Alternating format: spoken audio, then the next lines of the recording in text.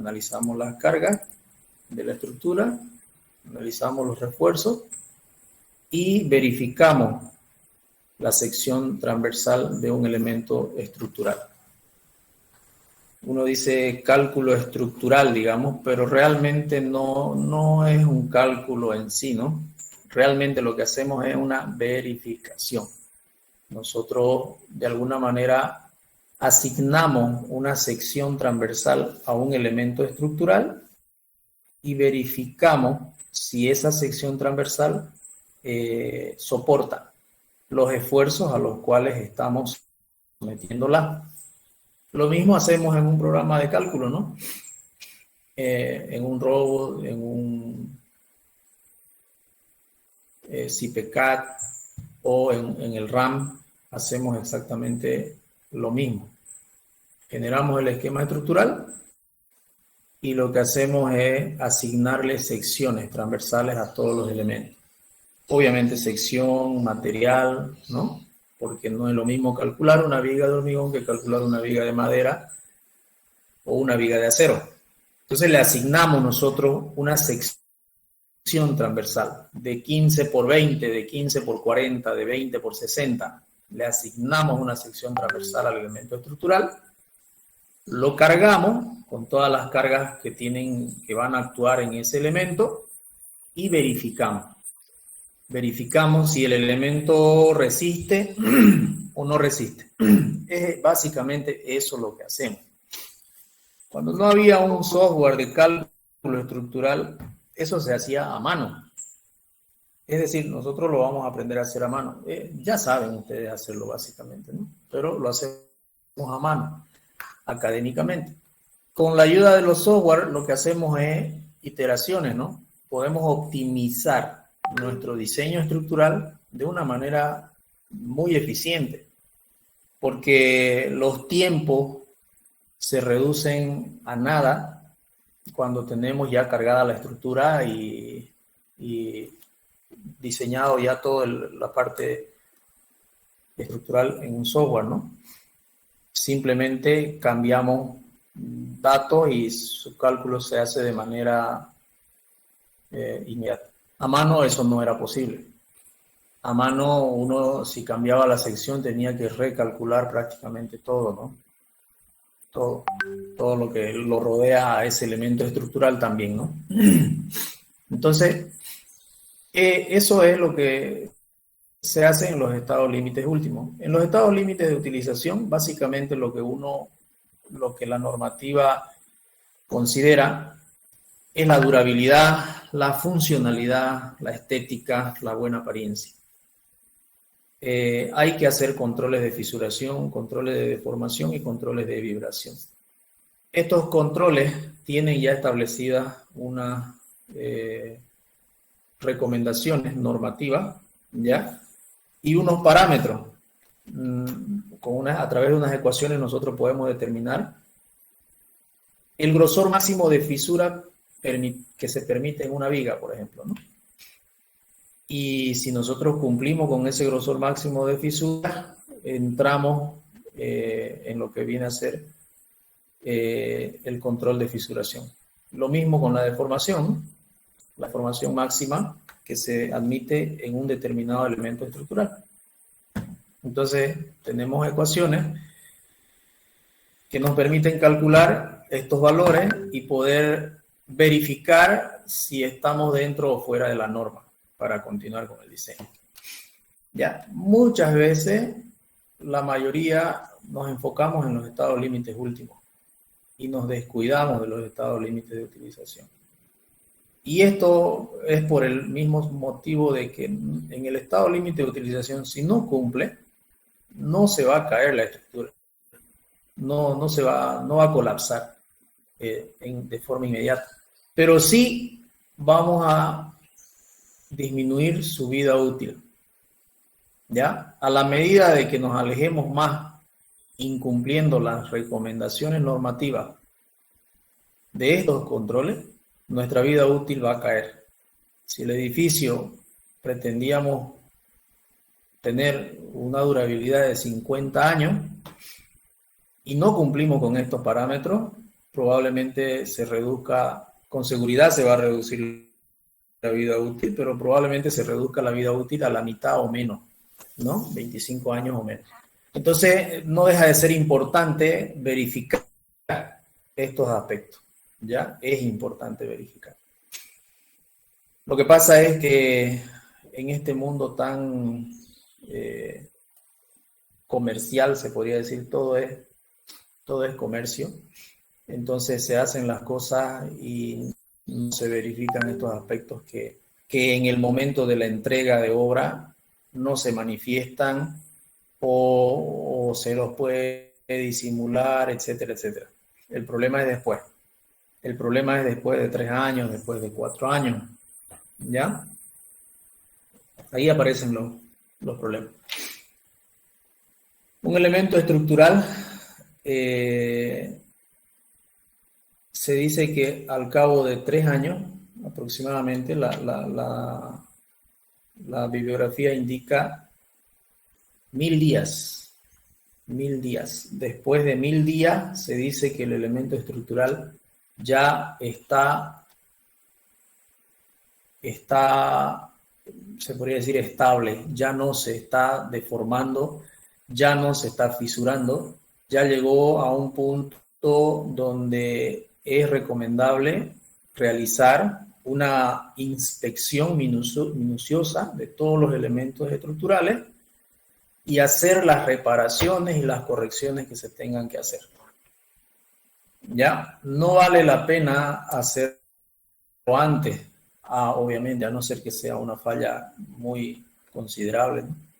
Pero si aparecen algunas fisuras visibles antes de los 3 años y no son muy grandes, muy gruesas, se puede tener paciencia y esperar. A cabo de 3 años se supone que el elemento estructural ya está en condiciones de hacer una refacción que va a ser duradera. Si lo hacemos antes, el edificio todavía sigue acomodándose, si vale el término, y hasta completar los 1000 días. Eso es lo que recomienda la bibliografía, 1000 días. Entonces, todo elemento estructural tiene fisuras, eso lo sabemos. Todo elemento estructural de hormigón tiene fisuras, pero son microfisuras, son fisuras que no se ven, que no tendrían que verse, ¿no? Entonces, es por eso que todo elemento estructural de hormigón armado o de hormigón necesita un recubrimiento o una protección contra la agresión del medio ambiente. Y eso se lo obtiene con polímeros, con pinturas, con recubrimientos, ¿no? Para proteger el medio ambiente. Resulta de que el medio ambiente agrede constantemente al elemento estructural a través de los gases, ¿no? Que ingresan por los poros del concreto. Ingresan por los poros del concreto y atacan al acero, al fierro que tenemos adentro. ¿Ya? Si el canal de ingreso de gases, de líquido, de agua, es bastante grande, como una fisura, le facilitamos el acceso a estos medios agresores. Le facilitamos el acceso hacia el acero, ¿no? Entonces, mucho más rápido, nuestro elemento estructural va a dejar de ser útil. ¿Ya? Por eso es importante el diseño o la verificación de los estados límites de utilización. Si tengo una estructura, verificamos los 2 estados. Hay que verificar los 2 estados. Requisitos de una estructura: seguridad, resistencia, durabilidad. Fíjense, durabilidad, funcionalidad, apariencia, economía, medio ambiente. Todas estas 2, 4, 5 están ligadas al diseño de estado límite de utilización. Solo la primera al diseño de estado límite último. ¿Ya? Y nosotros le damos más importancia al diseño de estado límite último. No es que no sea importante, por supuesto que es importante, ¿no? porque si no cumple, obviamente va a colapsar. Pero los demás, que aparentemente no son importantes al inicio de la culminación o al inicio de la puesta en funcionamiento del elemento estructural, se vuelven tremendamente importantes en poco tiempo. ¿Ya? Disminuimos la resistencia, mayoramos las cargas y calculamos la rotura para estado límite último. En el estado límite último nosotros tenemos estos factores del concreto, ¿no? Son factores en algunos casos, de disminución y en otros casos de incremento de resistencia y de cargas también, ¿no? En cambio, en los estados límite de utilización, nuestros factores son uno. No interviene, no hay modificación en el tema del cálculo para estados límites de utilización. En los estados límites últimos mayoramos. ¿Por qué mayoramos en estado límite último? En el caso de las cargas, o disminuimos en el caso de las resistencias del concreto y del acero. Eso se hace porque hay muchos factores que intervienen en la elaboración del concreto. Y entre todos esos factores siempre está la mano del hombre. Entonces hay mucha falla en la mano que lo manipula al concreto. Para un poquito remediar esas fallas es que aparecen estos factores de seguridad, ¿no? Son factores de seguridad que incrementan la carga, entre comillas, sin ningún motivo, y en otro caso, que disminuyen la resistencia del concreto y del acero, también, entre comillas, sin motivo alguno. Si la elaboración fuera perfecta, estos factores deberían ser uno también. No tiene sentido que sean diferentes, ¿no? Si la elaboración del material fuera perfecta y no tuviésemos ninguna imperfección, ninguna posibilidad de imperfecciones, no tendría sentido tener estos coeficientes. Ya, si todo estaría bien controlado. Pero nacen a raíz de esas situaciones. Son varios los factores, ¿no? También el tema de la carga, por ejemplo, 1.6, imagínense mayorar la carga 1.6 veces, ¿no? Eso pareciera ser demasiado alto. Sin embargo, muchas veces el uso del edificio no es el mismo para el cual fue diseñado. Es decir, muchas veces nosotros diseñamos un edificio de vivienda, ¿ya? Y de pronto se convierte en un edificio tipo residencias sociales donde se reúnen muchas personas o hacen fiestas y empiezan a bailar y a saltar, y ahí viene el problema, ¿no? De ahí es que nacen los factores de seguridad. Por supuesto, producto de la experiencia, ¿no? En muchos años, de los colapsos de muchos elementos estructurales. Control de fisuración.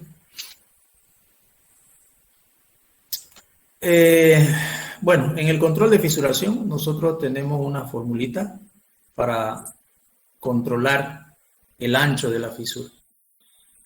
¿Ya? Los valores límites de la fisuración se los clasifica de esta manera. El ambiente 1, el ambiente 2 y el ambiente 3. El ambiente 1 son los elementos interiores en edificios o en medio exterior de baja humedad. A esos elementos estructurales se denomina que se encuentran en el ambiente 1. Y en el ambiente 1 se tolera un ancho de fisura de 0.4 milímetros.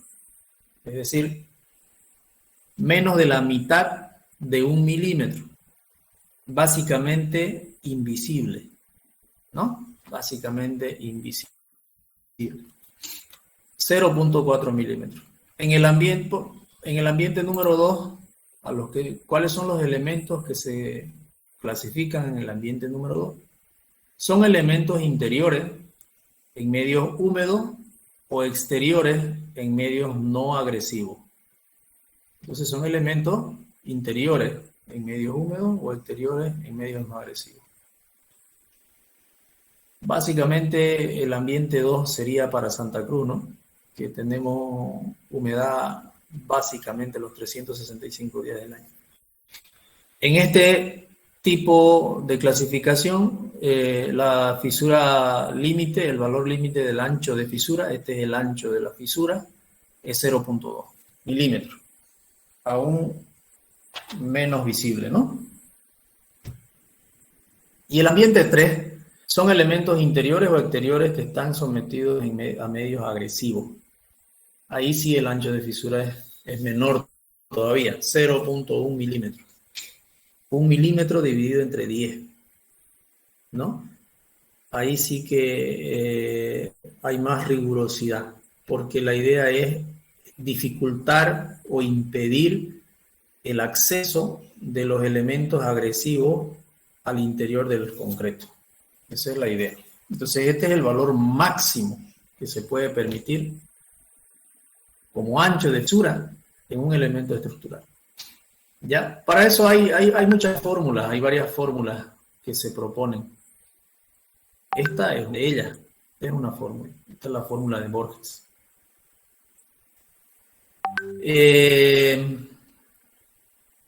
1.5 de C, donde C viene a ser el recubrimiento libre de las armaduras. Hay que introducir en milímetros a esta ecuación ese valor, el valor de C, el recubrimiento libre de las armaduras. Más alfa sub 1 por phi sobre rho. Nosotros tenemos los valores de alfa sub 1, alfa sub 2 y los valores de rho en esta tablita de acá. Entonces de acá nosotros podemos sacar esos valores. ¿Ya? Phi viene a ser el diámetro de las barras en milímetros.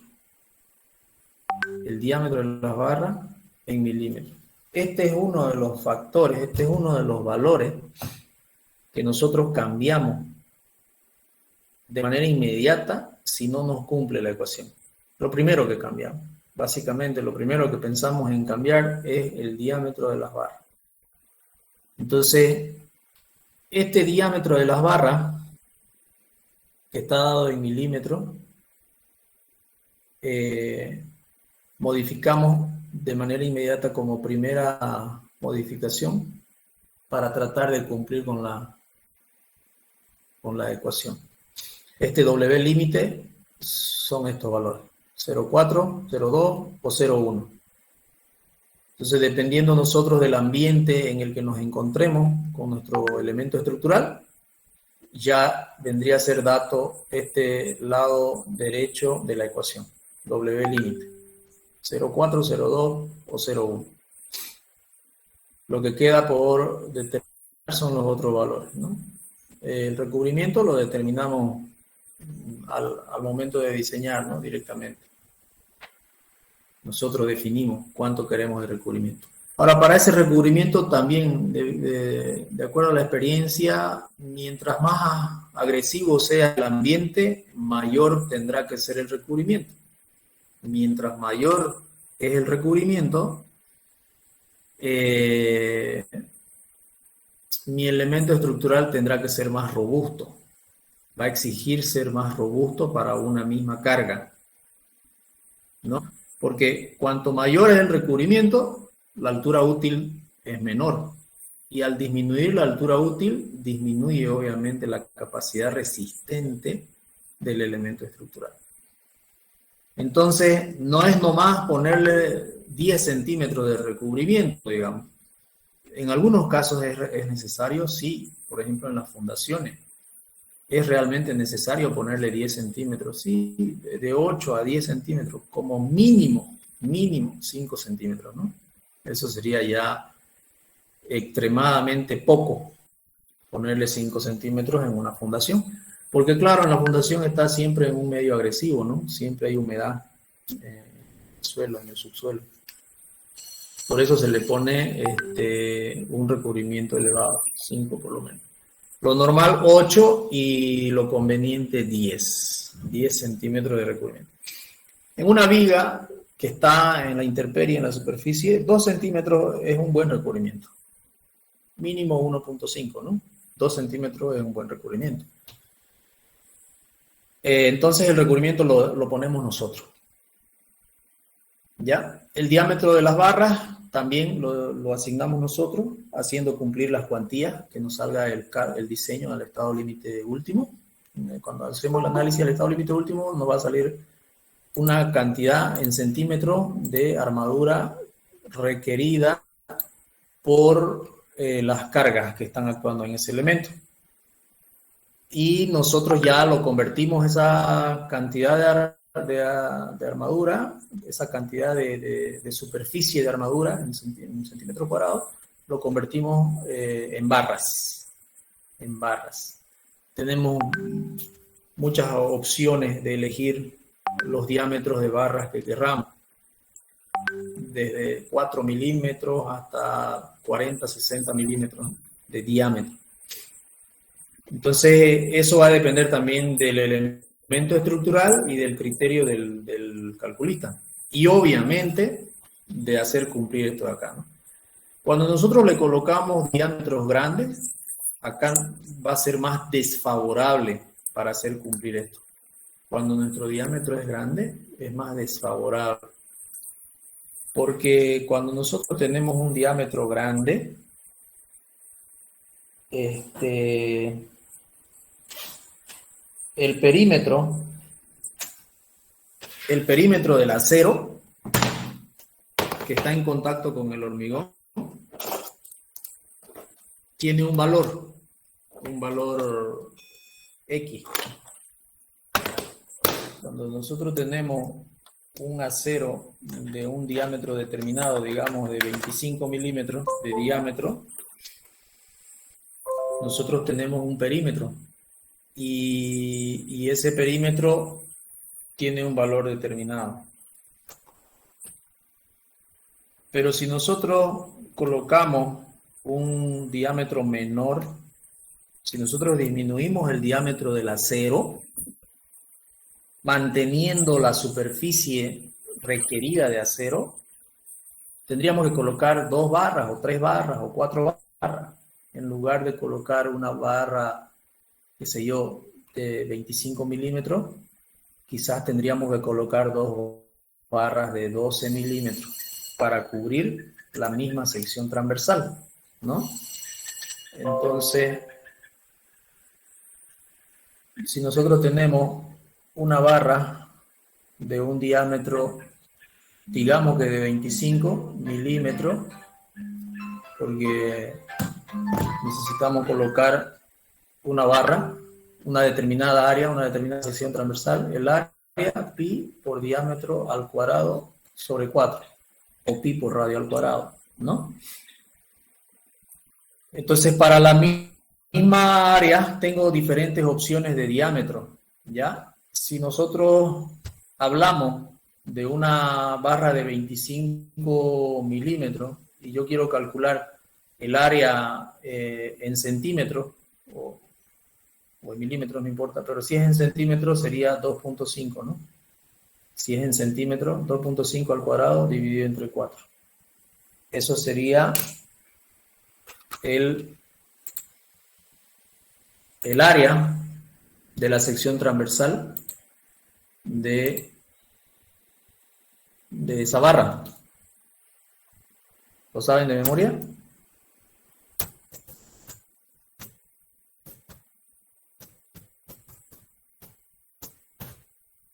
.9.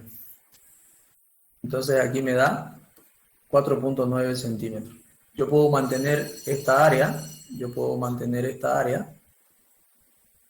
con otros tipos de acero. Es decir, supongamos que yo quiero utilizar 10 milímetros. Entonces el área para 10 milímetros, 3.1416 por 1 centímetro dividido entre 4, ¿no? Sería 3.1416 entre 4.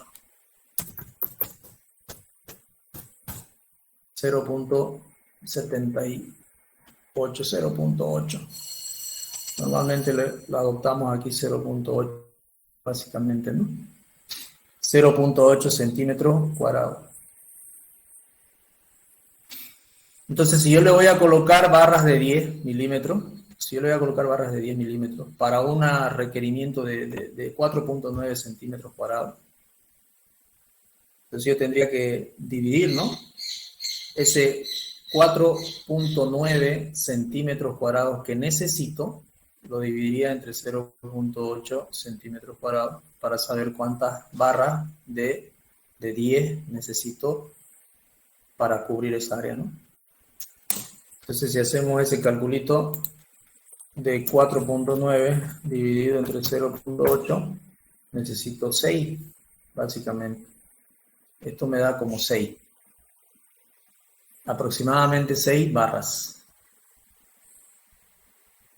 6 barras necesito de 10 milímetros para cubrir la misma cantidad de área a cambio de una de 25 milímetros, ¿no? Entonces, a ver si alguien me está siguiendo, si hay algún error, me corrige, por favor, ¿ya? Entonces, veamos qué pasa con el perímetro. Acá lo importante es el perímetro acá, ¿no? Porque nuestra fórmula de acá, nosotros estamos analizando esta fórmula de acá, este phi. Veamos qué tan sensible se pone este phi, ¿no? Este es el diámetro. El diámetro de barras en milímetros, vamos a tener un valor en un tipo de barra y otro valor en otro tipo de barra, ¿no? Entonces, con un diámetro de 10 milímetros, nosotros tenemos que colocar 6 barras. Y con un diámetro de 25 milímetros colocaríamos una barra. Y estamos cubriendo la misma cantidad de sección transversal de acero, ¿no? ¿Qué pasa con el perímetro? El perímetro es igual a pi por el diámetro. Eso es el perímetro. Entonces, en el primer caso, el perímetro va a ser 3.1416 por el diámetro que es 2.5. Lo estoy sacando en centímetros. Entonces, en el primer caso me sale 7.9 centímetros de perímetro. En el segundo caso, el perímetro también pi por el diámetro sería 3.1416. 3.1416 no va, pues, ¿no? Por 1, claro. Por 1 centímetro. Si lo saco en centímetros, me saldría 3.14 centímetros. Ese sería el perímetro de una barra de acero. Pero en el segundo caso, yo tengo 6 barras. 6 barras de acero. Estoy colocando 6 barras de acero de 10. Esto es lo que no... Pareciera que hubiera un error. Verifiquemos esto, ¿eh? Pi por diámetro al cuadrado sobre 4. 2.5 al cuadrado sobre 4. Aquí creo que hay... A ver, veamos. Una vez más lo vamos a calcular esto.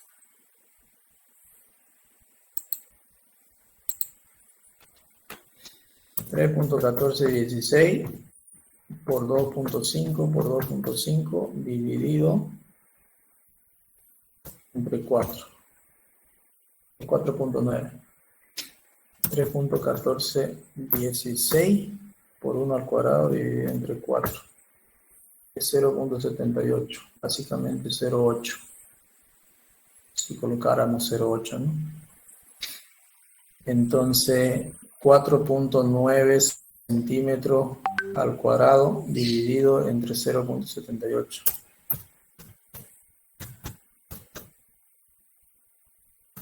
¿6 barras? Entonces aquí yo multiplico estas 6 por 3.14. ¿Y qué es lo que tenemos acá? 6 por 3.1416, 18.8. Entonces fíjense que aquí tengo yo 18.8 centímetros. Esto versus esto. Entonces, ¿qué está ocurriendo acá? Acá lo que está pasando, quiero cambiar el colorcito, no sé dónde se cambia el colorcito, aquí. Es esto. El contacto entre el concreto y el acero simplemente se da en esta superficie, ¿no? El concreto y el acero. Este es el contacto, por eso calculé el perímetro, este perímetro. Entonces el contacto entre el concreto y el acero para un acero de 25 milímetros es 7.9 centímetros. 7.9 centímetros de longitud tiene el contacto entre concreto y acero para esta solución. Para esta otra solución, el contacto entre el concreto y el acero es 6 veces, pues necesito 6 barras de 10 milímetros, es 6 veces esto. Entonces ese perímetro es esto. Entonces, ¿cuál va a tener mayor adherencia? ¿De dónde se va a agarrar mejor el concreto en un acero? En un acero que solamente tiene 7.9 centímetros de oportunidad para agarrarse, o en un acero que tiene 18.8 centímetros de oportunidad para agarrarse. Estoy calculando solamente una línea, ¿no? Eso habría que multiplicar por la longitud del acero, por los 12 metros o de la barra, qué sé yo, para tener el área de adherencia entre el acero y el concreto.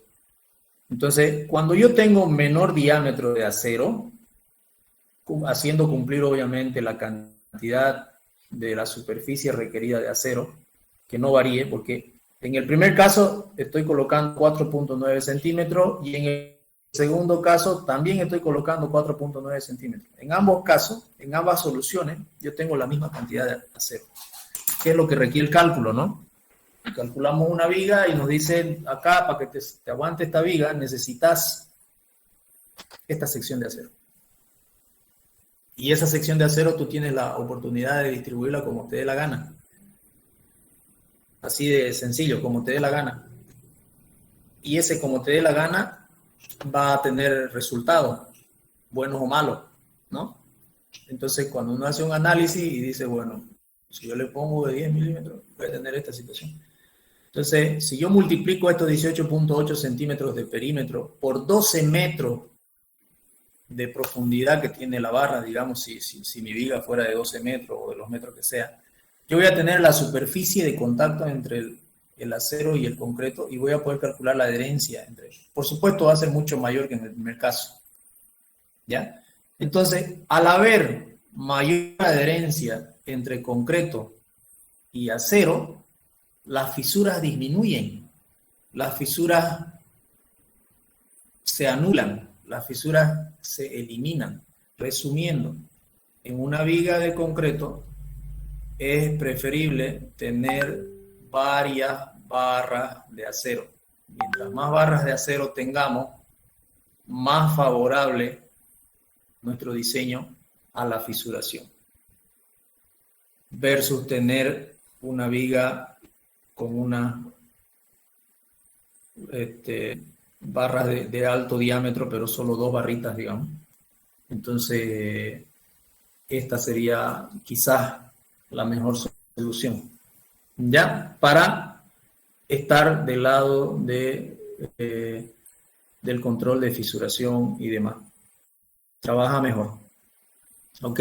Los esfuerzos de tracción en un elemento estructural siempre existen. Siempre hay flexotracción en una viga de concreto, en una columna de concreto, siempre hay, ¿ya? Y esos esfuerzos no los absorbe el concreto. Al concreto lo traccionás y se rompe, se fisura, se parte. El que resiste es el fierro. Entonces, si vos tenés un elemento estructural con fierro concentrado en una parte, esa partecita no se va a fisurar del concreto, pero tenés una masa de concreto más arriba que no tiene refuerzo de acero para absorber las tensiones de tracción, ¿ya? Entonces, ese es el elemento más importante en el tema del diseño de fisura. Uno de los factores más importantes. el diámetro de las barras, ¿ya? Nosotros siempre sacamos el promedio, el diámetro promedio, ¿no? Porque a veces ponemos barra de 10, barra de 12, ¿no? Entonces, para poder meter en esta ecuación tenemos que calcular el promedio, ¿no?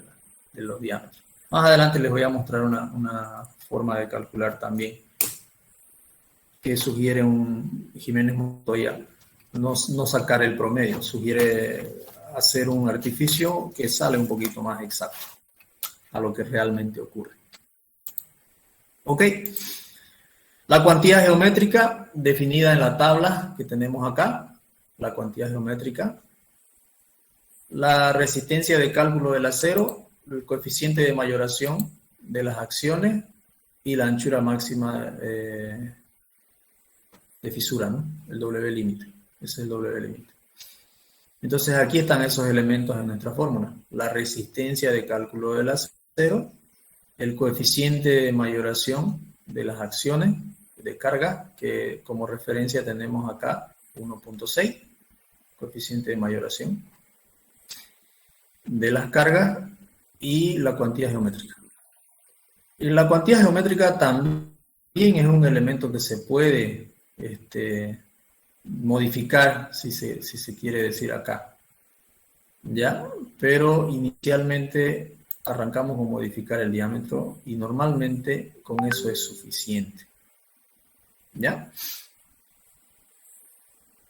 Las vigas de concreto pueden tener diferentes secciones, circulares, rectangulares, cuadradas, vigas en sección T, etcétera, etcétera, etcétera.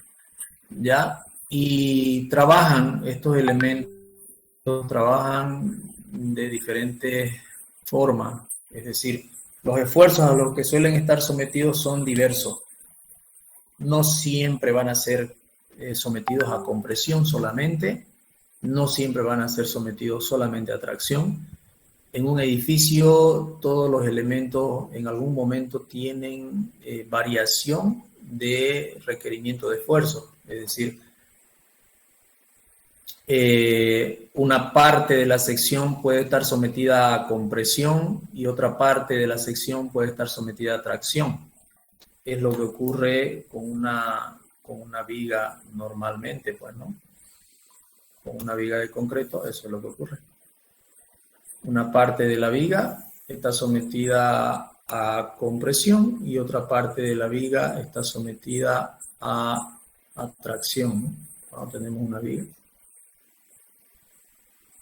En una columna ocurre también algo similar, digamos, pero no necesariamente, ¿no? Entonces, al cargar una viga, nosotros tenemos secciones que van a estar sometidas a diferentes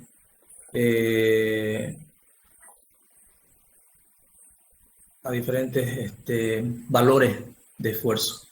Si nosotros analizamos una sección, si nosotros analizamos un corte ahí, digamos, y analizamos la sección en el medio, entonces la sección transversal de la viga, lo normal es que tengamos esfuerzos de tracción abajo y esfuerzos de compresión arriba. ¿Ya?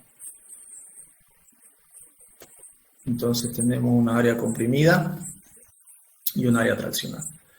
Donde está traccionada se supone que necesitamos meter el acero. Nosotros absorbemos los esfuerzos de tracción con fierro, no con hormigón. ¿Ya? Y donde está comprimida está el concreto, ¿no? Para absorber. Sin embargo, se coloca también unas barras de fierro que también ayudan, obviamente, a la compresión. Por supuesto que sí, contribuyen. Pero esta contribución de este acero, en este caso, nosotros no la consideramos, ¿no? A no ser que sea realmente esfuerzos grandes y tengamos que meter acero para poder ayudar a la compresión de esta sección. Puede ocurrir un diseño especial donde nuestra sección transversal esté definida, no podamos aumentar sección transversal por ningún motivo, y tenemos una carga excesivamente fuerte de compresión en la parte superior. Entonces, las condiciones del diseño pueden requerir colocar más barras de acero para que te ayuden a la compresión. Puede ocurrir, pero este es un caso súper especial, ¿no? Lo normal, en ese caso, que tengamos vía libre para modificar la sección transversal del concreto, lo normal es volverlo viga T, ¿no? Y aumentar la cabeza de compresión del concreto, el área, aumentamos área de compresión porque es la que aguanta la compresión, es el concreto. Aumentamos el área y solucionamos nuestro problema. ¿Ya? Eso es lo normal. En caso extremo, nuevamente, de que no nos permitan aumentar la sección transversal del elemento estructural, podemos nosotros incorporar acero para ayudar a absorber la compresión en exceso del concreto. ¿Ya? Bien. Eso en cuanto a las secciones transversales posibles y variadas, ¿no? Acá tenemos una formulita de lo que les decía. No necesariamente vamos a calcular el phi medio o la media de los phi que tengamos. Podemos tener en la parte inferior, les decía, diferentes tipos de acero. Cuando nosotros diseñamos una viga de puente, por ejemplo, en las vigas de puente es normal tener varias camadas de acero, ni siquiera 2 camaditas, 5, 4, 7 camadas de acero, ¿no? Y de diferentes diámetros de acero, dependiendo del diseño, dependiendo de las condiciones. Todo proyecto es muy particular, ¿no? Es muy singular. Entonces pueden haber 3, 4 camadas de acero de diferentes diámetros, ¿ya? Siempre el calculista va a tratar de buscar el menor diámetro razonablemente posible de colocar en un elemento estructural, porque lo que queremos es mejorar las condiciones para que evitemos la fisuración. Entonces, eso no quiere decir que le vamos a poner puros fierros de 4 milímetros, eso no tiene ningún sentido, ¿verdad? No tiene que ser algo coherente. En vigas podemos bajar quizás hasta 10 milímetros de diámetro. Phi de 10 sería, creo, un valor mínimo de colocar en vigas, por ejemplo. En zapatas, por ejemplo, no deberíamos colocar diámetros menores de 12, porque una zapata está sometida a un ambiente muy agresivo, y si le colocamos diámetros menores de 12, vamos a disminuir su vida útil del elemento estructural. ¿Ya? Claro, si estoy haciendo una bardita o estoy haciendo, no sé, una casita de un pisito nomás, podemos colocarle pues phi de 10, ¿no? Pero si estamos hablando de edificio, el phi de 12 ya suena poco ya suena poco para una zapata. ¿Ok? Y lo mismo para una vivienda de un piso, digamos, que quieran colocar un encadenado, una viga de encadenado. Ahí pueden colocar incluso hasta phi de 8, digamos, en fierros longitudinales. Pero en un edificio ya phi de 8 ni considerarlo para fierros longitudinales, ¿no? Estoy hablando de estos fierros, ¿no? De la viga. En un edificio ya son mínimo de 10, son arriba de 12 normalmente, ¿no? Pero de 10 todavía se puede jugar en colocar, ¿ya? De 10, de 16, de 20, de 25, etcétera, etcétera. Entonces, cuando yo tengo una gama así de fierro, normalmente en vigas de puente ocurren estas cosas. Podemos hablar, qué sé yo, de estos 4 fierros que sean phi de 16, por ejemplo. Estos otros 4 podrían ser fierros de 12. Y estos de acá arriba podrían ser fierros de 10. Fierros de 10. Entonces tengo una variedad de diferentes diámetros. ¿Cómo hago para calcular este phi de acá, utilizamos esta ecuación. Entonces, nuestro phi que vamos a colocar en la fórmula va a ser n sub 1 por phi sub 1, es decir, en el ejemplo que yo estoy colocando, el phi sub 1 para mí va a ser el phi de 16. ¿Cuántos phi de 16 hay? Hay 4. Entonces, en mi fórmula va a venir acá 4 por 16. N sub 2, o sea, la N viene a ser la cantidad de barras y el phi el diámetro de la barra. El N sub 2 es la barra, la tipo 2. Para mí que sea el phi de 12, son 4 también, y en el otro caso, bueno, casualmente, en todos los casos son 4, ¿no? Se coloca acá. 4 por 16 más 4 por 12 más 4 por 10. Dividido entre el número total de barras, que serían 12 barras, ¿no? En total que le estamos poniendo acá. ¿Ya? 3, 6, 9, 12. 12 barras. Entonces, dividido entre 12. Esta fórmula se ocupa en caso de que las barras de la armadura solo sean de 2 diámetros diferentes. Aquí hay una aclaración. Y aquí es cuando se ocupa cuando la variación de las armaduras son de 3 diámetros diferentes o más. ¿Ya? La diferencia está en el denominador. Básicamente en el denominador y el cuadrado del diámetro. Estas formulaciones tratan de acercarse mucho más a un acontecimiento real, digamos, ¿no? Entonces, son propuestas que nos da la bibliografía especializada. Bueno, eso para su conocimiento. Seguramente algunos han sacado siempre el promedio nomás y nunca han tenido problemas. Los invito a que hagan este ensayo, saquen el promedio y saquen este valor y vean la variación que hay. No es una variación de la muerte, digamos, de diferente, ¿no? Pero tiene una relativa variación que nos permite todavía ayudarnos a hacer cumplir nuestra ecuación con el límite máximo de ancho de fisura. ¿Ok? Eso es. Bueno, si analizamos la expresión de Borges, en los casos que no se cumple, se pueden considerar dos situaciones.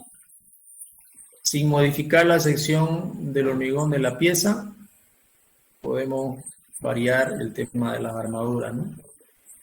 Disminuir el diámetro de las barras a un valor racional. Esta disminución de diámetro mejora la adherencia entre la armadura y el concreto. La suma del perímetro. Es todo lo que acabamos de hablar, ¿no? Por lo que el área de contacto entre concreto y armadura aumenta, mejorando la condición para disminuir la fisura. Sí.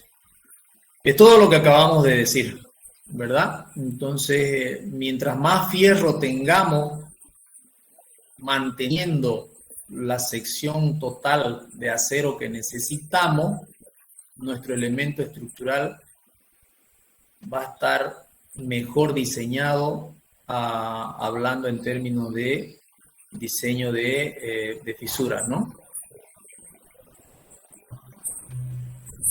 Hablando de esto de acá, en los estados límites de utilización, va a estar mejor diseñado. Mientras menos barras tengamos para una misma cantidad de acero, vamos a ir en contra de ello. ¿Ya? Estado límite último, armadura estrictamente necesaria, armadura suplementaria. Bueno, aquí es cuando cambiamos un poquito el tema de la tensión, ¿no? Lo que pasa es que una cosa es la armadura que nosotros calculamos y otra cosa es la armadura que nosotros colocamos, ¿no? La que calculamos es la estrictamente necesaria, es decir, calculamos, qué sé yo, aquí por ejemplo habíamos visto un calculito acá. Bueno, una barra de 25 tiene 4.9 centímetros cuadrados. Resulta que nosotros calculamos y nos salió 4.5. Nos salió, usted requiere 4.5 centímetros cuadrados de armadura para soportar esas cargas que le está poniendo a esa viga. 4.5 requiere. Eso es estrictamente lo que se requiere. Pero no puedo colocarle 4.5 exactamente. En el peor de los casos puedo colocarle una barra de 25 que me da 4.9. Entonces ya es mayor que 4.5. Ya le estoy poniendo una armadura mayor a la que estrictamente se requiere. ¿no? O hacer una combinación de barras de 10 milímetros y aún así acá ustedes vieron que no da 6 exactamente. Si yo divido 4.9, bueno, yo calculé con 4.9, dividido entre 0. Y tampoco es 8, ¿no? Es 78, ¿no? Entonces me da 6.28 barras. Cuando le estoy colocando 6 barras, tampoco estoy colocando realmente los 4.9. Quizás tendría que colocarle 7 barras. Obviamente tampoco voy a haber colocado los 4.9 o los 4.5 que me sale en el cálculo. Siempre va a haber una diferencia y esa diferencia obviamente tiene que ser a más. Yo no puedo colocar menos fierro, debo colocar más de lo que necesito. ¿Ya?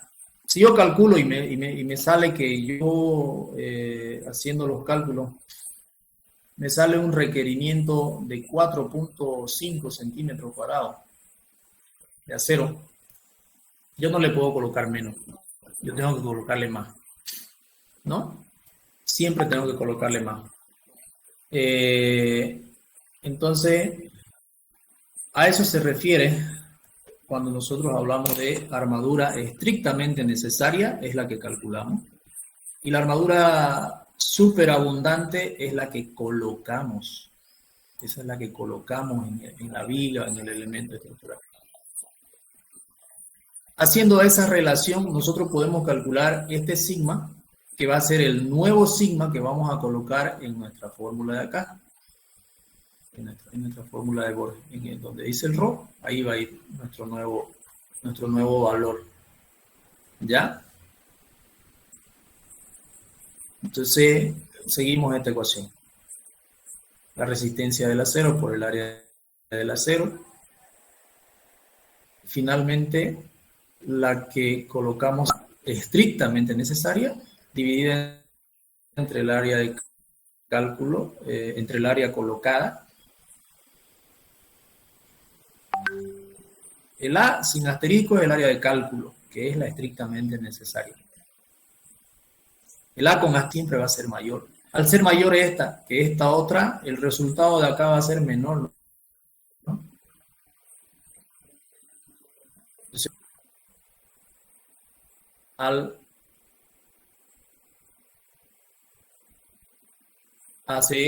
atacar, si se puede decir, o de modificar para que nuestra ecuación nos cumpla la fisuración. Ahora, por supuesto, si nos sale muy lejos, ni haciendo lo que sea que hagamos, no vamos a poder cumplir.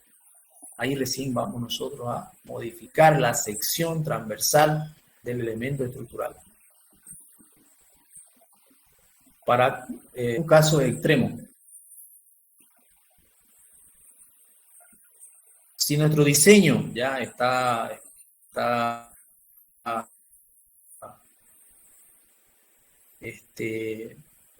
coherente, si nuestro diseño es bien coherente, acá con pequeñas modificaciones lo vamos a hacer cumplir, ¿ya? Pero si nuestro diseño de estado límite último tiene errores, acá no vamos a poder cumplir, ¿ya? Entonces son esas dos las formas. No sé si tienen alguna pregunta.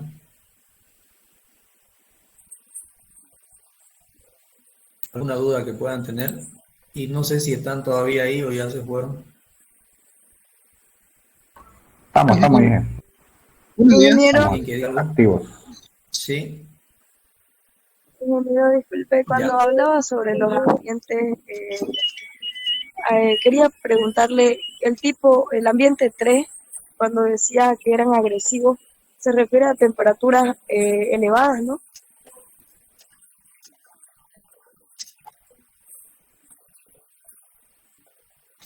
Sí, digamos, a ver, ¿cuáles son las agresiones a las que se somete el hormigón armado? El peor enemigo del hormigón armado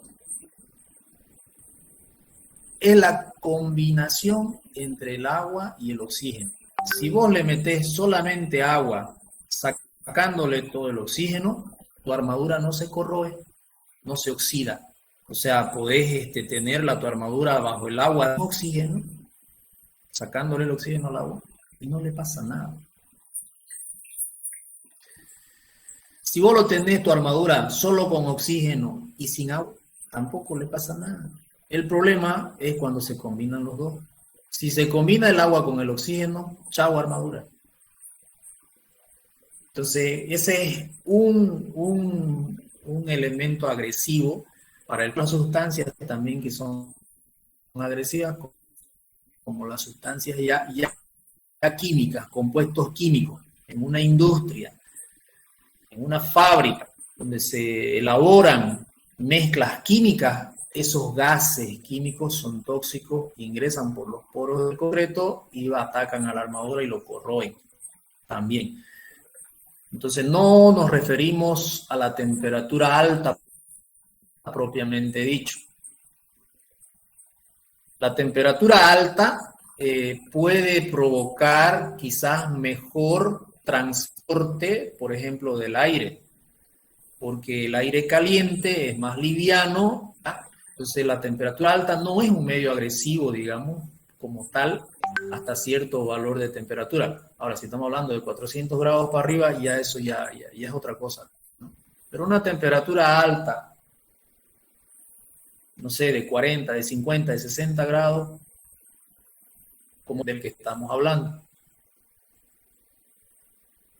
Pero ya genera las condiciones para que el aire se vuelva más liviano y el aire se vuelva menos denso y el aire pueda escurrirse más fácilmente dentro del elemento estructural. O sea, necesita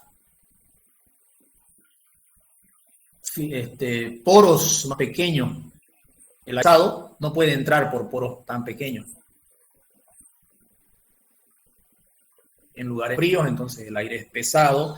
Si el aire tiene compuestos químicos, qué sé yo, no va a poder ingresar en los poros pequeños. ¿Ya? No sé si he logrado responder a la pregunta, pero no nos referimos solamente al aire caliente, nos referimos a cualquier agente agresivo para nuestro elemento estructural, sobre todo para el acero. Nosotros tenemos que proteger el acero. Ese es el punto. ¿Ok? Para protección. Si nuestro hormigón se fisura, le estamos abriendo un portonazo a los agentes agresores, ¿no? Un portón le estamos abriendo para que entren y deshagan nuestro acero. El acero se empieza a oxidar y empieza a hinchar. Aumenta de volumen el acero cuando se oxida. Y es un incremento de volumen que tiene una fuerza impresionante, como las raíces de los árboles. Ustedes se levanta porque la raíz empieza a tomar volumen, ¿no? Revienta el concreto cuando el acero se oxida. Lo revienta, lo parte, empieza a partirlo. No, en las primeras etapas de su corrosión no lo podemos ver, porque son fisuras tan pequeñas que se generan en el concreto que ya está siendo no lo alcanzamos a ver. Y entonces los agentes empiezan a ingresar con mayor fuerza porque tienen las fisuras más grandes. Y de pronto en 2, 3, 4 semanas revienta y ya vemos nomás que reventó, pues, ¿no? Que se abrió la fisura y se hace un boquete, ¿no? Entonces esas cosas, a eso nos estamos refiriendo ahorita.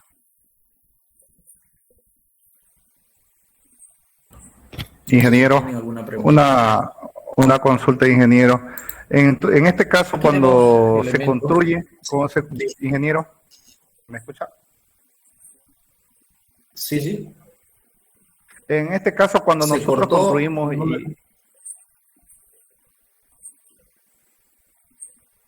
¿Sí me escucha? Ya. Ahora sí, diga. Sí. En este caso, cuando nosotros trabajamos aquí en la costa, por decirle, yo trabajaba en costa, allá en España, y he hecho todo lo que es he visto todo lo que es la parte de vaciado, ¿no? De zapatas, cabezales. En este caso, cuando es cerca de la costa y estamos hablando de agua de mar, ¿qué tratamiento es que se le hace para este tipo de hormigón, para estos agentes agresivos, como se le llama, para poder proteger el hormigón? ¿Qué tipo de tratamiento es que se le da al hormigón? Ya. Lo primero que hay que, otro agente agresor es pues la sal, ¿no? La sal corroe a la armadura. El tema, hay agua al acero. Y obviamente el agua está con sal, que es peor aún, ¿no? Es peor aún la corrosión. Entonces, tienes que proteger el acero. Con seguridad, donde tú me hablas, entre el hormigón y el acero, debe ser casi seguro. Deben tener una normativa, ellos allá, mínimo 10 centímetros de recubrimiento. Pero no es lo único. Aparte de ese recubrimiento, una de las cosas muy importantes es la elaboración del concreto. Tu elaboración del concreto tiene que tener mayor rigurosidad. Sirve tener 20 centímetros de recubrimiento si tu concreto es una esponja. ¿No es cierto? De nada te sirve tener 20, 30 centímetros de recubrimiento si tu concreto es una esponja, si tu concreto no está bien elaborado. Entonces, ahí sí hay que ser bien riguroso.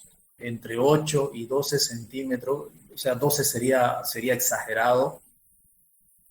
Tendría que ser 8, 9 centímetros de asentamiento, lo que nos da como parámetro de que tiene menos vacío tu hormigón en condiciones normales. Estamos hablando sin aplicar químicos, sin aplicar sustancias químicas todavía. Porque esa es una forma. Supongamos que estamos en una época donde no contamos con elementos químicos, con aditivos, en otros términos, con aditivos que nos permitan mejorar nuestro concreto. Pongámonos ese escenario. No tenemos conocimiento, no hay investigaciones, no hay aditivos, no existen aditivos, solo sabemos hacer 10 centímetros por lo menos de recubrimiento y un concreto bien elaborado con la menor cantidad de vacíos posible. Para eso, un asentamiento de 8 aproximadamente, 8, 9 máximo, y con eso podríamos tener una vida útil, impedir la agresión de los agentes externos. Actualmente hay aditivos, ¿no? Entonces ya hay un montón que nos eliminan las burbujas y los vacíos de la masa del concreto. Tenemos que tener una pasta sin vacío, casi cero vacío. Esos aditivos tendríamos que usar ahí donde usted está, en la costa. Y además,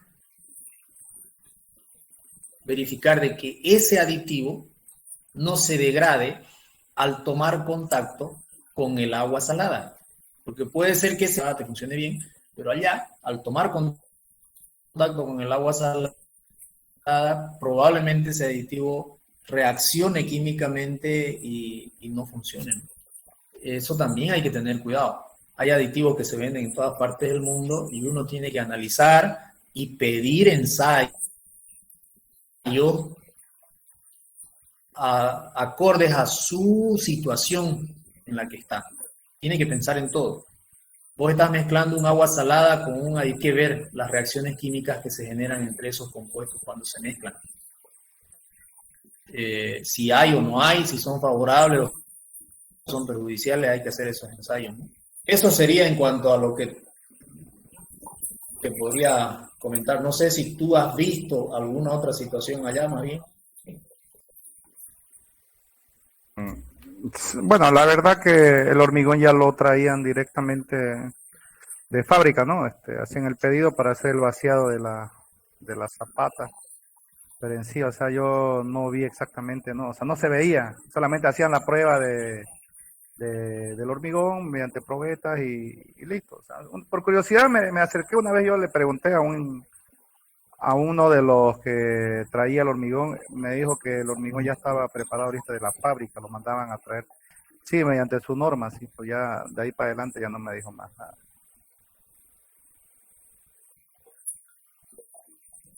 ¿Pero qué recubrimiento usaron? ¿Te fijaste qué recubrimiento? Exactamente, no. El recubrimiento no lo vi. Y eso que nosotros arriba armábamos, y yo era encargado de encofrado, pero el recubrimiento no pasaba de los 4 o 5 centímetros, pero a partir de la primera planta hacia arriba, porque eran columnas de 40 por 60. Allá se construye bajo Claro, eso ya la... no está, digamos. Ajá, allá se construye bajo la... A 20 metros del mar se construye solamente de 5 plantas, nada más, no dejan construir más hacia arriba. Esa es su norma que ellos tienen. Pero la parte de abajo sí, la zapata y todo eso no puede. Solamente a partir de la primera planta hacia arriba, ¿no? Yo armaba encofrado allá.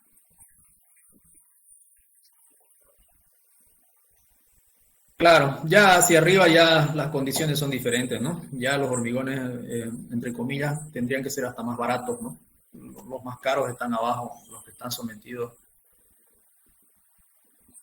a medios bastante agresivos. La primera figura de acá que vemos, ¿no?, nos muestra una falla de un elemento estructural en los estados límites últimos. Esta falló por exceso, digamos, de carga, falló la resistencia, ahí falló el diseño estructural. Muy poco, probablemente sea muy poco acero, o de falla que se da cuando falla el estado límite último. Y este otro es la falla, digamos, al estado límite de servicio. A esto nosotros le decimos, ya esto falló. Este elemento estructural ya falló, pero al servicio. No se ha caído, no ha colapsado. No ha colapsado. O sea, por eso es que les decía yo, nosotros muchas veces no le damos importancia al diseño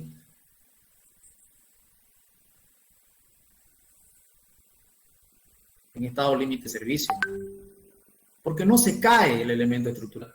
Disminuye su vida útil. O sea, al final se va a caer, pero inició su problema por falla de estado límite de servicio y concluye en estado límite último.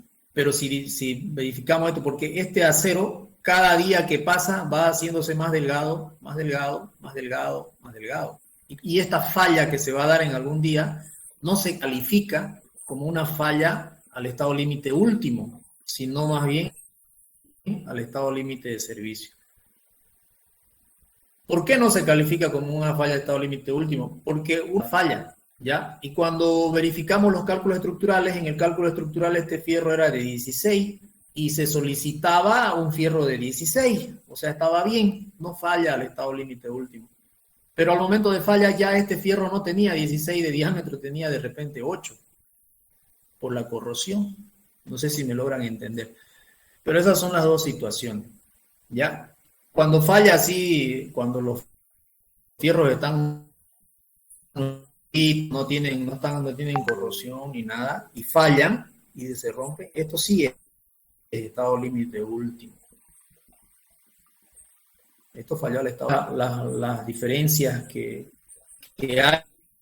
hay entre los dos métodos que estamos nosotros comentando, ¿no?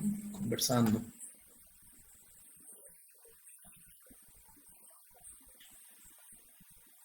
Entre el límite de equilibrio es la pérdida de la estabilidad estática debido al volcamiento, deslizamiento. Hay estado límite de pandeo por la falta de equilibrio. Estado límite de fatiga es la acción repetida de un número elevado de ciclos. Tratamiento, la pérdida de capacidad resistente debido a elevadas compresiones en el elemento. Estado límite de adherencia por las características, se caracteriza por el desgarramiento producido dentro de la masa de concreto. ¿Ya? Cuando ustedes rompen una probeta, tienen que ser curiosos cuando van a ver un colapso de una estructura. Estamos hablando de una probeta. Rompen la probeta y la miran, la superficie de falla. Rompen la probeta y la miran, la superficie de falla, y la analizan. Si esa superficie de falla tiene partida el ripio, falla, en el 100% de la superficie de falla no hay piedras sana, porque la falla la piedra es demasiado dura y no la puede partir la falla a la piedra, entonces se desvía y la bordea y ya queda la piedra sana en la superficie de falla. ¿Ya? Cuando la piedra está sana, hay alta probabilidad de que tu falla sea por adherencia. Hay alta probabilidad, o sea, no se adhiere bien el concreto con la piedra y entonces la piedra queda sanita en la superficie de falla. Cuando tenés una buena adherencia de tu mezcla, de la pasta de concreto, cuando tenés buena adherencia, las piedras no quedan sanas en la superficie de falla. Las piedras se parten porque hay tan buena adherencia entre el concreto y la piedra, digamos, entre el cemento, la piedra, la pasta, está bien adherida, que las piedras rompen, ¿ya?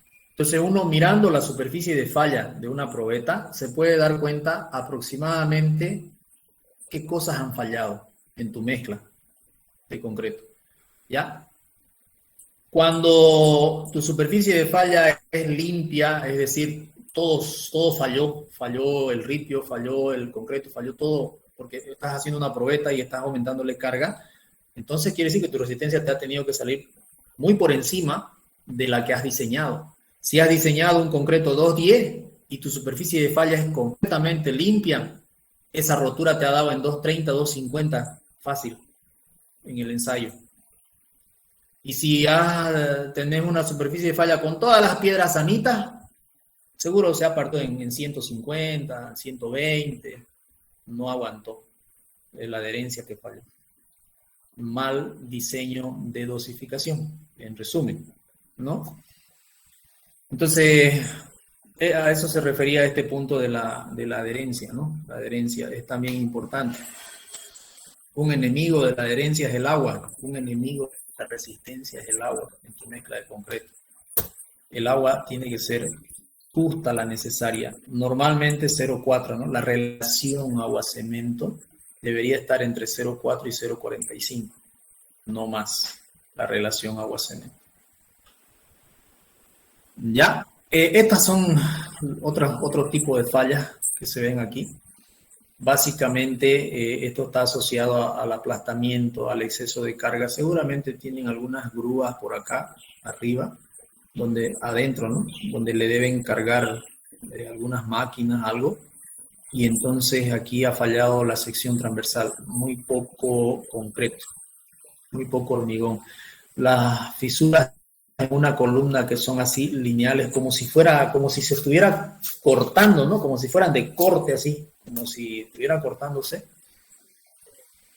Este tipo de fisuras en una columna lineales hacen pensar de que esto es una falla producto de la poca sección transversal de concreto.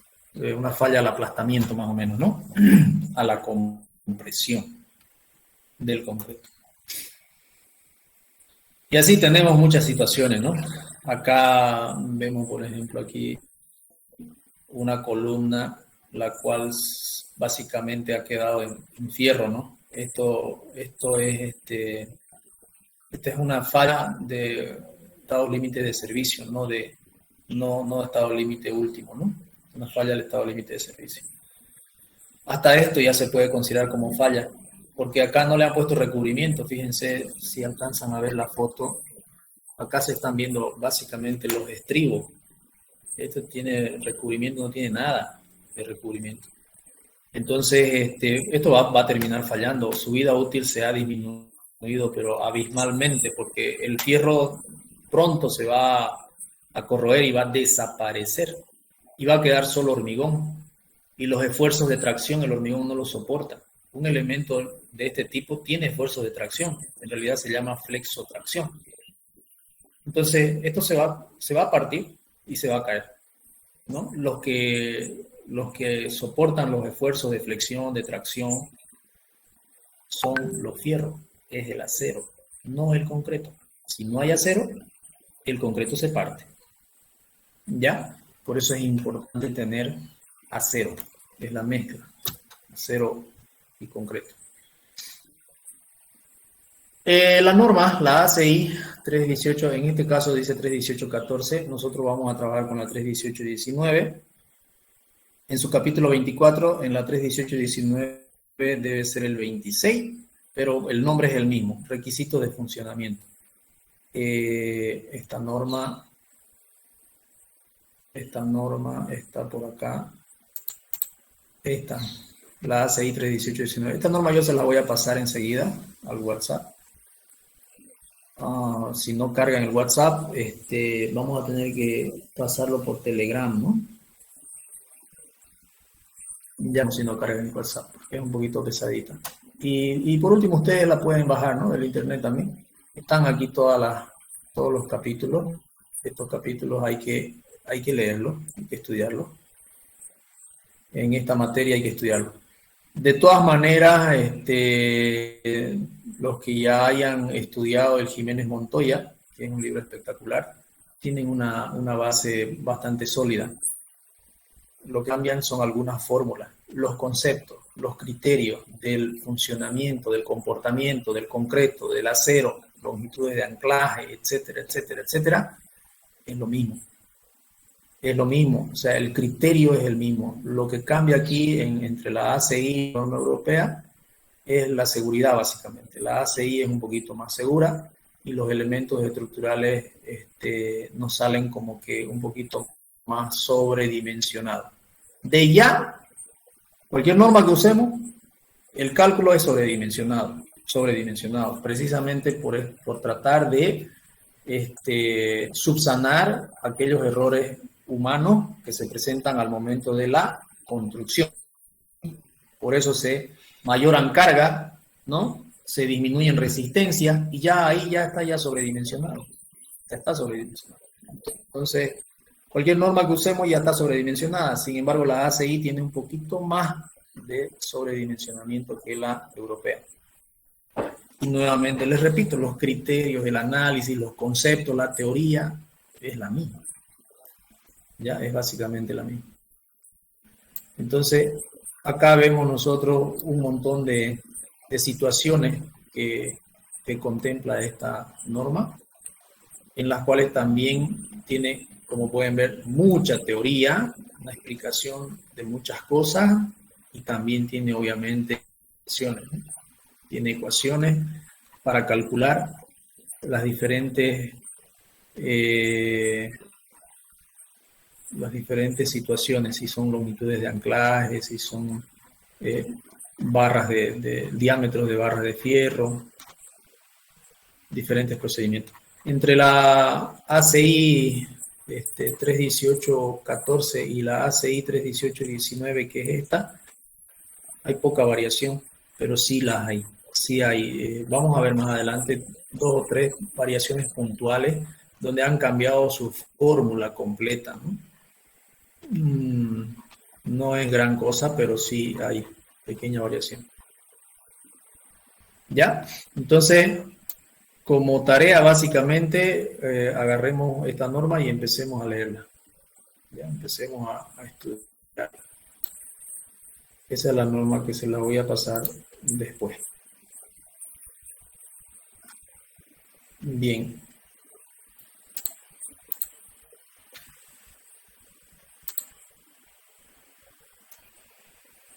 Bueno, aquí hablamos de las deflexiones, ¿no?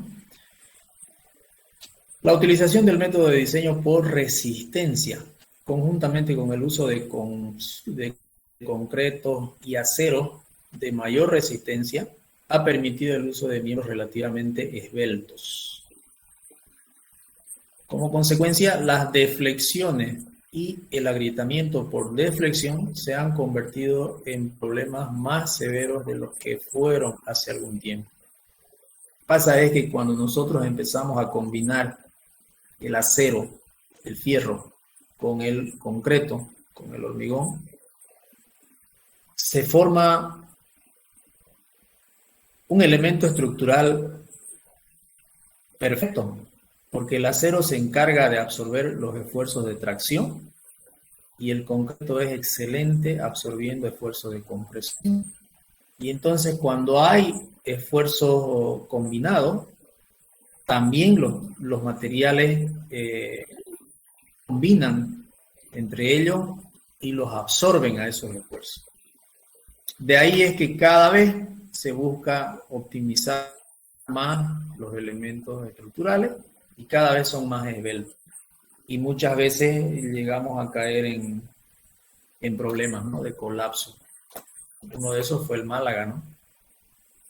El ingeniero Rivera fue mi docente y siempre él buscaba, era obsesionado por buscar la esbeltez de los elementos estructurales en todo tipo en cuanta estructura se le ponía enfrente para su cálculo, él le buscaba y en algunos momentos incluso obviaba los factores de seguridad, los valores estos, gamma sub S, gamma sub C, los obviaba. Era su criterio de él, ¿no? Porque, claro, todos sabemos, digamos, que son valores que sobredimensionan un elemento estructural, pero los sobredimensionan por los motivos que ya hemos conversado. La mano de obra es muy deficiente. No podemos poner esos valores de la resistencia del concreto si la mano, va a haber muchas manos ahí metidas en ese proceso, ¿no? Entonces, mucho riesgo eliminar esos factores. El riesgo es bastante alto. Tendría que estar uno haciendo un control de calidad, pero minucioso al 100%, para poder eliminar esos factores, ¿no? Tendría que estar uno en todos los puntos, en todo el proceso, pero prácticamente hacerlo uno mismo, ¿no? Todo el proceso para no cometer errores y que hayan problemas después. Acá en Santa Cruz, no sé si en otro lugar también, debe ser en todo el mundo, pero acá en Santa Cruz son aberraciones las que se ven. Yo una vez vi un video, que un colega lo firmó, donde los albañiles recibían la mezcla sería un quinto o sexto piso de un edificio, estaban vaciando columnas. Y la mejor mezcla es aquella mezcla que es pastosa, que es pegajosa, que es difícil de trabajar. Yo los invito a ustedes a que hagan una buena basificación con un contenido de agua, una relación agua-cemento de 0,45 como máximo, con un asentamiento en el cono de Abraham de 10 centímetros como máximo, y los invito a que carguen 10 carretillas.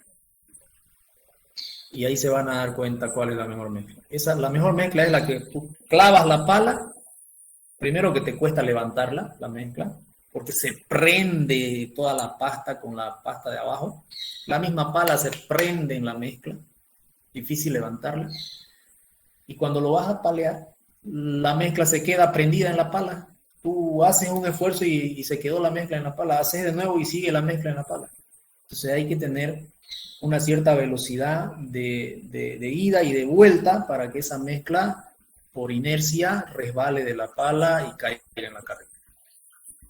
Esa mezcla pegajosa, esa mezcla difícil de trabajar, esa es la mejor mezcla. Ingeniero, ¿no influye mucho el agregado fino ahí? Claro que influye, papá. Porque nosotros trabajamos así, en España se trabaja con ese tipo de agregado, o sea, como usted dice, la pasta. Allá no le llaman mezcla, le dicen pasta, para revocar, para enlucir, para hacer hormigón. Con ese tipo de agregado fino se trabaja porque, mía chica, es difícil y peor si uno hace a mano, no, uno se rompe la espalda con eso. Correcto, o sea que vos me entendés de lo que estoy hablando, ya la has vivido. Claro, esa es la mejor mezcla. Yo he sido albañil allá, pues nos hacían hacer hormigón para hacer vaciados de garaje, hemos vaciado columnas, hemos vaciado losa y con ese tipo de hormigón, con ese tipo de agregado. Bien. Correcto. Esa es la mejor mezcla, la verdad que sí. Ahorita vamos a tocar el tema del tamaño de los agregados, pero quiero terminar con esto, con el ejemplo que les decía. Los albañiles allá arriba en el quinto piso, como obviamente saben que es difícil trabajar con esa mezcla, Llegaban, recibían la mezcla de la bomba que les bombeaba hasta el quinto piso, la máquina, les entregaba ahí, la recibían en una carretilla, la llevaban en una carretilla al pie de la columna, tenían una escalera, un Canva arriba en la escalera esperando que le pasen el balde. Colocaban la carretilla y le echaban al balde un casco de agua. Sacaban su casco, metían el casco al turril, llenaban de agua, paz al balde y paz la mezcla en el balde. Por cada balde, que ni siquiera lo llenaban porque es bien pesado, hasta la mitad seguramente, por cada medio balde de mezcla, un cascazo de agua. ¿Cómo creen que quedó ese hormigón ahí? ¿Por qué lo hacen así? Porque como la columna tiene una sección relativamente esbelta, si lo meten la mezcla sin agua, tendrían que utilizar otros medios mecánicos para que esa mezcla baje, porque se queda prendida por todo lado y puede generar cangrejeras, huecos en el medio, espacios huecos, ahí se tranca la mezcla arriba y queda un espacio hueco y sigue llenando y se llena hasta arriba, pero quedó la cangrejerota acá, digamos, no sé si me entienden. Y para evitar eso se necesita vibradora, otro Canva más arriba vibrando y golpeando para que baje la mezcla. En cambio ellos lo hacían más fácil, le metían agua y eso bajaba como si nada, hasta abajo. O sea, imagínense cuánta ingeniería, cuánta ciencia, cuánto presupuesto. Han comprado concreto, no sé de qué empresa, que lo elaboran en planta, lo traen con mixer, lo bombean arriba para que el Canva infeliz allá arriba le ponga agua. O sea, daba para tirarle un tiro, digamos. Mínimo. Daba para tirarle un tiro a ese Canva, ¿no? Y entonces ese daño que se está haciendo a esos elementos estructurales, o sea, no, es difícil de calcular eso, ¿no? Y así lo terminan los edificios, el ingeniero allá charlando los dos Canvas, casco blanco, se lo ve en el video. En la esquina, charlando dos cascos blancos. Y los albañiles haciendo de la suya. Quizás ellos no lo hacen obviamente con mala intención, pues, ¿no? Yo quiero pensar de que no lo hacen con mala intención, lo hacen por desconocimiento. Ellos no conocen de que le metes agua y lo mataste al hormigón. Chao resistencia. Lo que ellos buscan es facilitar su trabajo y hacerlo más rápido porque su jefe les exige rápido. Entonces ellos quizás lo hacen de buena fe, pero no lo han estudiado, pues, ¿no? Y los Canvas que estaban cascos blancos ahí, no sé si no saben o les valía o no sé, pero da bronca ver ese video, de verdad que da rabia y da pena, ¿no? Por la gente que va a comprar en esos edificios, porque eso va a colapsar. Y si no colapsa su vida útil, o sea, 20 años, digamos, máximo, digamos. Un edificio normalmente 50, 80 años, ¿no? 100 años se debe calcular. Pero así en esas condiciones ni idea. No va a funcionar eso. Y esa situación es lo que pasa. Ahora, con el tema de los agregados, cuando uno trabaja con agregados gruesos, hasta cierto valor, estoy hablando de ripio, hasta cierto valor de tamaño de ripio, en tu mezcla, tu resistencia es mayor. Si en algún momento tienen la oportunidad de hacerlo, háganlo, hagan el ensayo ese. ¿Qué ocurre? Si tú haces una buena dosificación, imagínate que le pones ripio de 1 pulgada. Entonces tú calculas la 1 pulgada, la superficie del ripio, la superficie de cada ripio de 1 pulgada. ¿Cuánto es el área de contacto del ripio? ¿Cuánto es el área que se va a mojar ese ripio? ¿Qué cantidad de agua necesita para mojarse esa 1 pulgada? Comparado con varias piedritas que generan el mismo volumen del ripio de 1 pulgada, pero son varias.